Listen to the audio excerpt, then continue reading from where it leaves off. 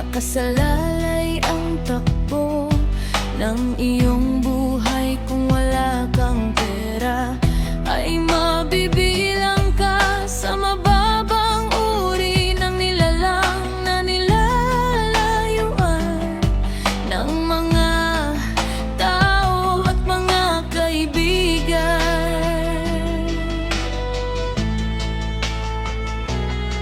Pero pag meron ka nito, kahit ano pa ang iyong estado, pangit man ang iyong itsura, lahat ng mga tao ay malayo ka palang nakangiti.